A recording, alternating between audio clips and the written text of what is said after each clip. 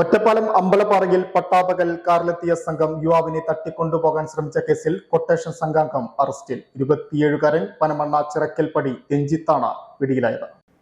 43-കാരൻ Ambalappara പുളിയങ്കാവ് road Pottachira Santhosh കുമാറിനെ തട്ടിക്കൊണ്ടുപോകാൻ ശ്രമിച്ച കേസിലാണ് അറസ്റ്റ്. കഴിഞ്ഞ ജൂൺ 19 രാവിലെ 8:30യോടെയായിരുന്നു കേസിനാസ്പദമായ സംഭവം. സ്കോർപിയോ കാറിലെത്തിയ 5-അംഗ സംഘമാണ് തട്ടിക്കൊണ്ടുപോകലിന് പിന്നിലെന്നാണ് കണ്ടെത്തൽ. ശേഷിക്കുന്ന 4 പേരെ കണ്ടെത്താൻ അന്വേഷണം ഊർജിതമാക്കി. സാമ്പത്തിക താൽപ്പര്യങ്ങളെ ചൊല്ലിയായിരുന്നു കൊട്ടേഷൻ എന്നാണ് പോലീസ് സംശയിക്കുന്നത്.